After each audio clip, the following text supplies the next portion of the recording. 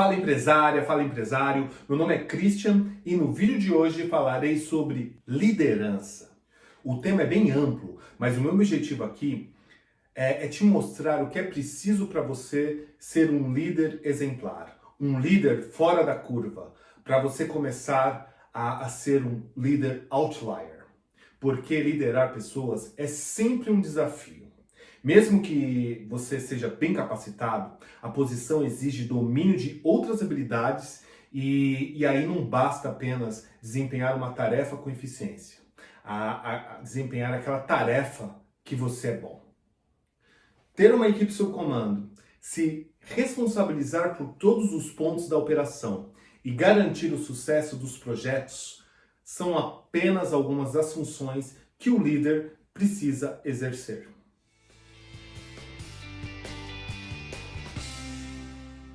Eu acho que todo mundo já deve saber que existe uma diferença entre chefe e líder. Mas caso você não saiba, teoricamente, chefe é quem dá as ordens, cobra e não é raro ter uma fama de mandão.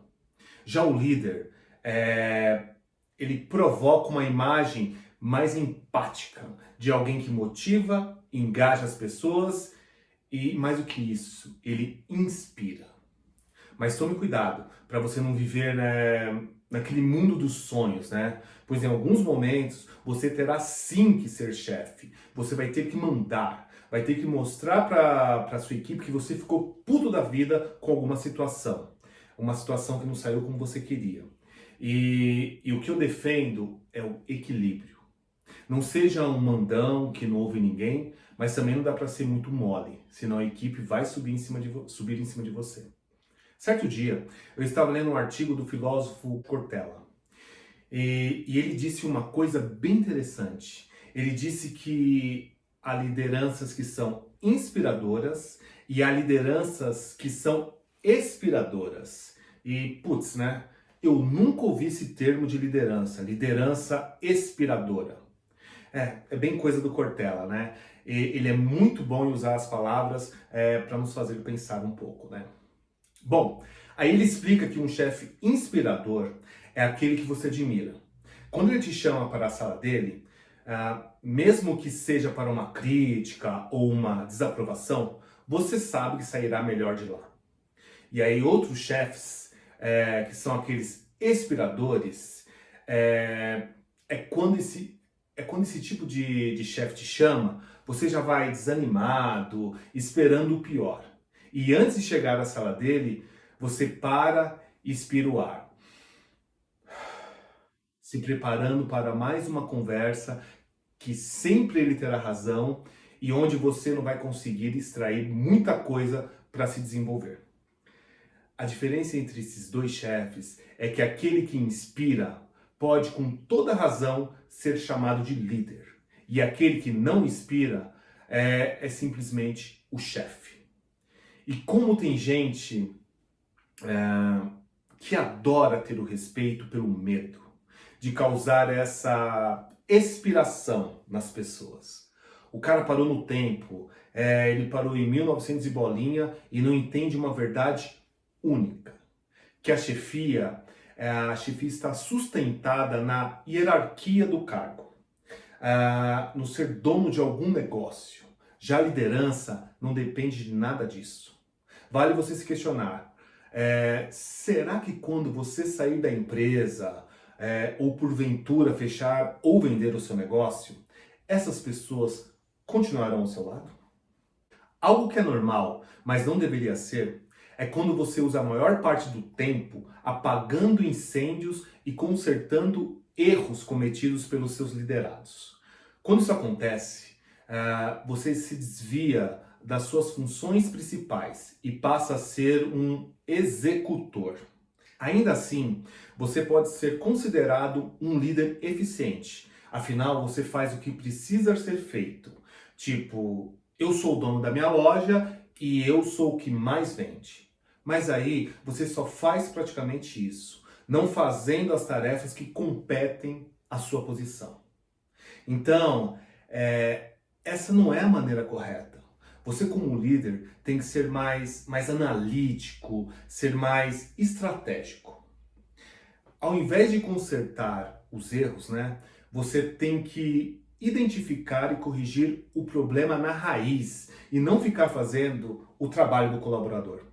E quando eu falo que um líder tem que ser mais analítico, eu me refiro que você tem que saber se guiar por dados e análises.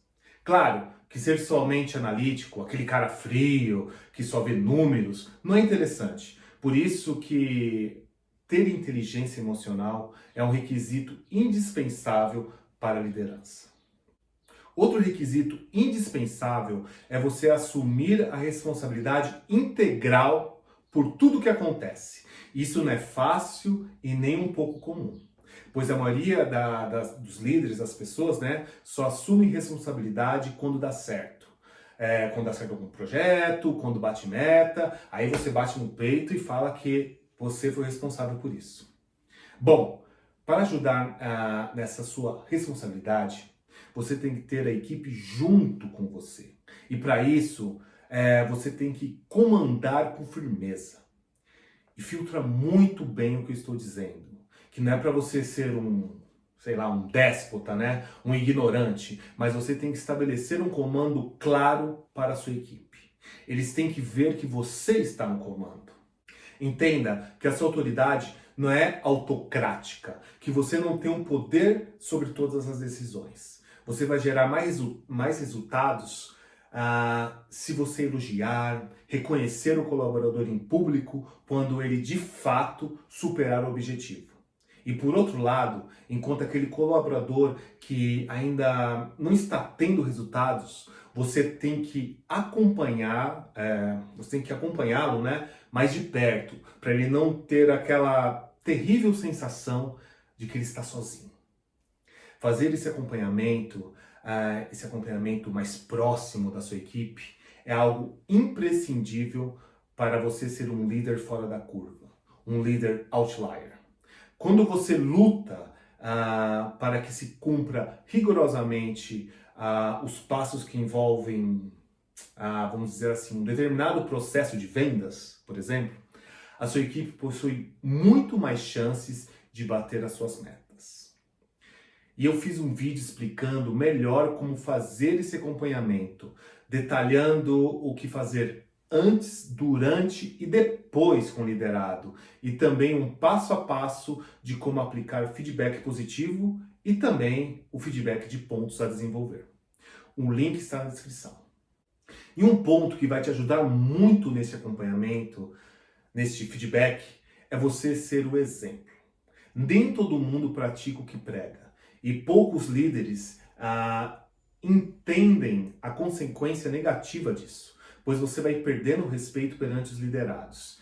E logo, logo, eles vão se cansar de te ouvir, né? Uma palavra convence, mas um exemplo arrasta multidões. Siga esse ditado. Agora, um dos melhores presentes que você pode dar para qualquer colaborador que você lidera é desafiá-lo a pensar e não dar tudo de mão beijada. Você tem que conhecer a capacidade da sua equipe e saber exatamente como desenvolver as características de cada colaborador. Você tem que desafiá-los a alcançar sempre mais, apesar que você tem que tomar um certo cuidado, porque nem todo mundo vai gostar disso. Nem todo mundo gosta de ir além, né? Porque às vezes o colaborador só vai querer fazer o trabalho dele e não tem nada de errado com isso. Desde que ele faça com excelência e essa excelência, né, tenha uma certa constância. Às vezes a pessoa não quer subir. Às vezes a pessoa não quer a sua cadeira. E eu demorei muito, mas muito tempo para entender isso. Eu gastei muita energia e tempo desenvolvendo pessoas que não queriam evoluir. E presta atenção no que eu disse. Que não queriam evoluir. Que é muito diferente do colaborador que falta técnica para evoluir. Você tem que entender essa diferença. Pois técnica, habilidade, você ensina. Agora, se a pessoa não quer, não adianta. Então, você tem que conhecer os talentos de seus liderados e o mais importante, que é saber usar esses talentos. Você tem que utilizar a habilidade que destaca melhor cada colaborador, de acordo com cada situação. É como um tabuleiro de xadrez. Cada peça move de um jeito. Se você entender isso de cada membro da sua equipe, a sua liderança será muito mais fácil. E por fim, você tem que desaprender a cada dia. Porque muitas vezes você acha que a sua equipe ela caiu naquela temida zona de conforto. Mas você não pode se esquecer que o time costuma ser reflexo do próprio líder.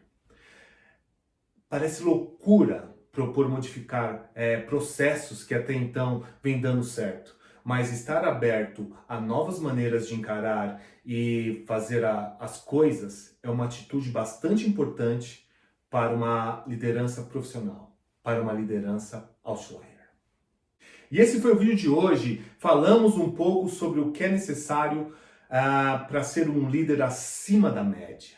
Eu espero ter te ajudado. Dúvidas é só deixar aqui nos comentários. Obrigado por ter assistido e seja o empresário da sua vida.